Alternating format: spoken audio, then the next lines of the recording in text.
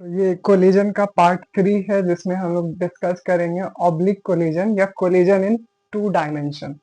जैसे billiard ball को मारते हैं तो वहां पे जो बॉल है वो अपना डायरेक्शन चेंज कर सकता है, या कैरम में होता है। उस तरह का जितना भी कोलिजन है सब 2 डायमेंशनल कोलिजन है। इन जनरल जो रियल लाइफ में है वो तो 3 डायमेंशनल होता है, पर हम लोग 2 डायमेंशनल को अगर एनालाइज करना सीख जाए तो 3 डायमेंशन का भी उसी तरह कुछ होता है। मान लो मेरे पास एक ऑब्जेक्ट है जिसका मास है m1। इनिशियली ये कुछ वेलोसिटी u1 से मूव कर रहा है। एक और ऑब्जेक्ट है मेरे पास जिसका मास है m2, और मान लो ये रेस्ट पे है, u2 जो है वो 0 है। अभी एक बार रेस्ट में लेके देखते हैं, फिर इसको भी कुछ वेलोसिटी दे देंगे, फिर एनालाइज करना बस सीख रहे हैं। इसका सेंटर और इसका सेंटर, दोनों के सेंटर के बीच का जो डिस्टेंस होता है, ये डिस्टेंस, इसको बोलते हैं इम्पैक्ट पैरामीटर। बी क्या है यहाँ पर? Impact parameter.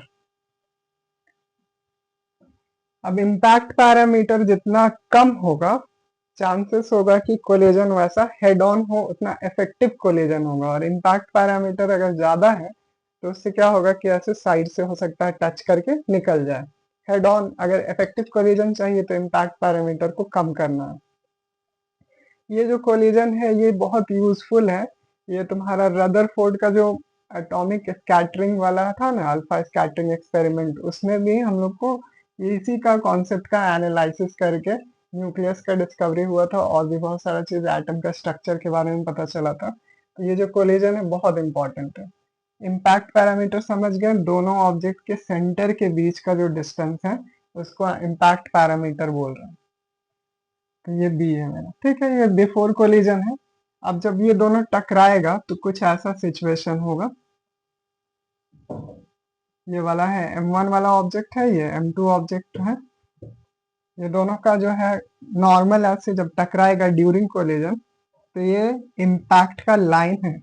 फर्स्ट ऑब्जेक्ट पे जो नॉर्मल है वो ऊपर की तरफ लगेगा, सेकेंड ऑब्जेक्ट पे नीचे की तरफ लगेगा। ये इनिशियल वेलोसिटी है u1, हॉरिजॉन्टल था। यहाँ पे जो एंगल बनेगा वो थीटा होगा, ठीक है। ये इम्पैक्ट का लाइन है, ये ड्यूरिंग कोलिजन का बात है। और ये वाला था बिफोर कोलिजन। अब हम लोग देख सकते हैं जो नॉर्मल रिएक्शन फोर्स है, ये इसका इंटरनल फोर्स है, मतलब मोमेंटम को कंजर्व कर सकते हैं। काइनेटिक एनर्जी को कंजर्व कर सकते हैं अगर इलास्टिक कोलिजन हुआ तो। इन इलास्टिक या पार्शियल इलास्टिक हुआ तो फिर उसमें काइनेटिक एनर्जी कंजर्व नहीं होगा, पर मोमेंटम हर बार कंजर्व होने वाला है। और कोफिशिएंट ऑफ रेस्टिट्यूशन भी हम लोग को पता है क्या होता है। कोफिशिएंट ऑफ रेस्टिट्यूशन होता है वेलोसिटी ऑफ सेपरेशन, मतलब v2 माइनस v1, ये 1 डायमेंशन के लिए है, बाय u1 माइनस u2। ये सेपरेशन का वेलोसिटी है, ये अप्रोच का वेलोसिटी है। तो सेपरेशन का वेलोसिटी को हम लोग ऐसे लिख सकते हैं, v2 minus v1 is equal to e times u1 minus u2। ये क्या है? Velocity of separation. और ये है e times velocity of approach. ये हम लोग लिख सकते हैं। ये 1 डायमेंशन के लिए है। बस इस चीज को याद रखना है कि सेपरेशन का वेलोसिटी होता है coefficient of restitution multiplied by approach का वेलोसिटी।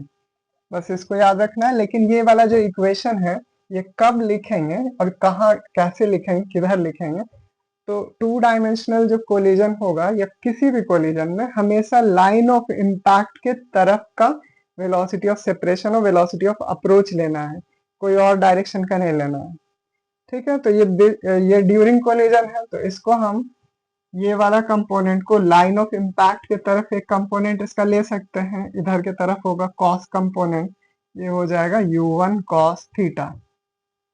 और ये इनिशियली रेस्ट में था, तो जो अप्रोच का वेलोसिटी है, वेलोसिटी ऑफ अप्रोच,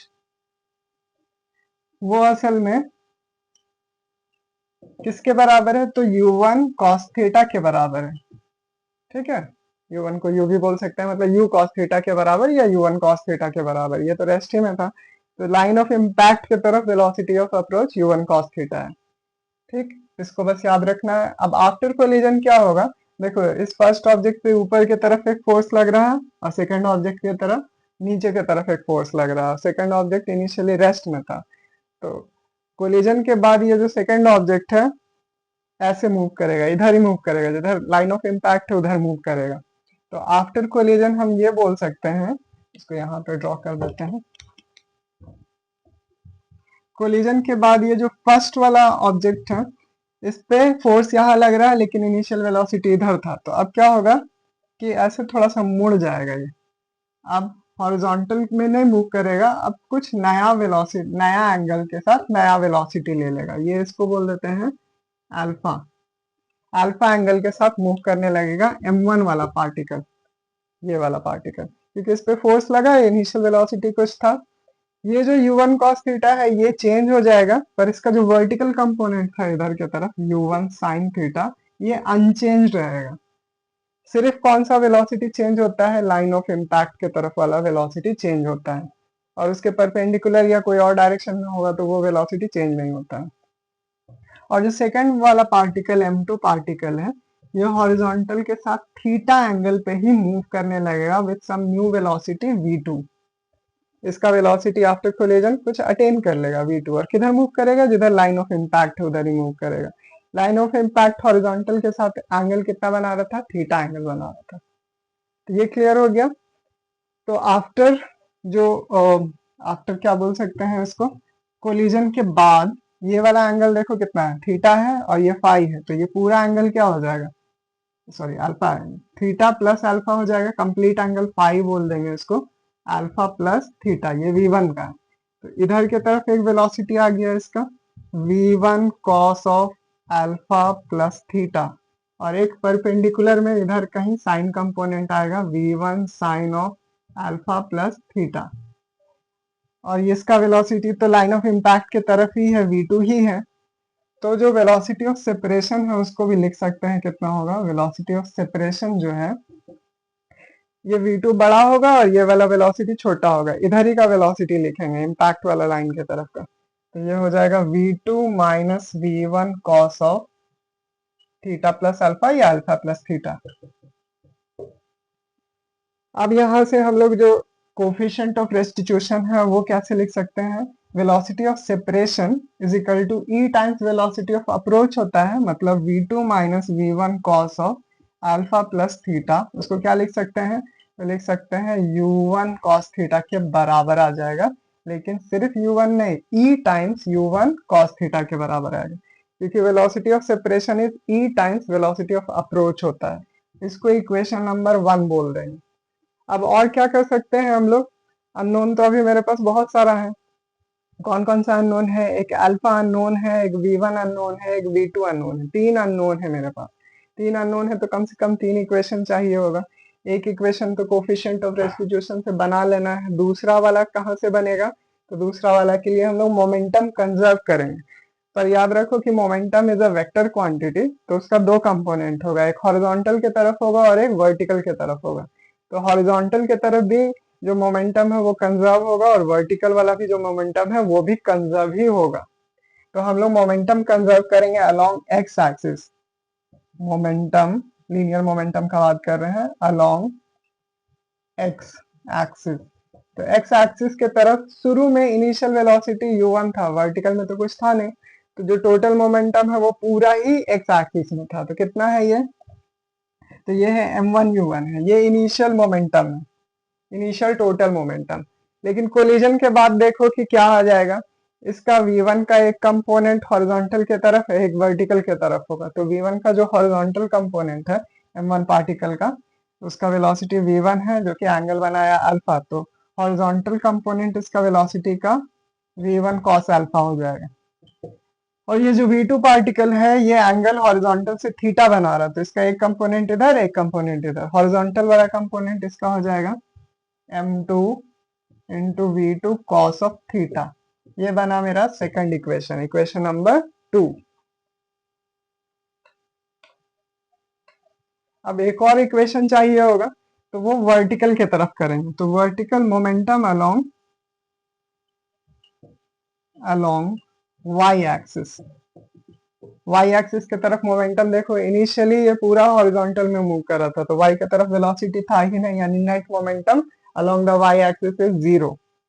अब इस पार्टिकल का वाई की तरफ एक इधर है, एक इधर है, वर्टिकल की तरफ है, एक हॉरिजॉन्टल, एक ये हॉरिजॉन्टल हुआ, ये वर्टिकल। तो जो फर्स्ट पार्टिकल है इसका मास है m1, इसका वेलोसिटी है v1 और हॉरिजॉन्टल के साथ एंगल बनाया अल्फा, तो इसका वर्टिकल कंपोनेंट हो जाएगा साइन अल्फा।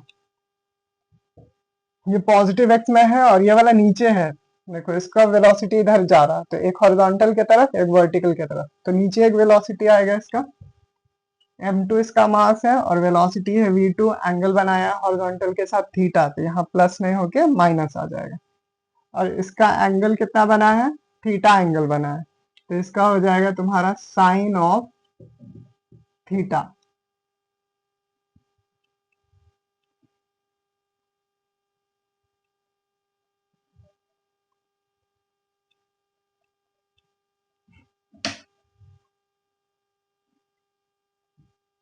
ठीक है, अब ये मेरा हो गया थर्ड इक्वेशन, इक्वेशन नंबर 3।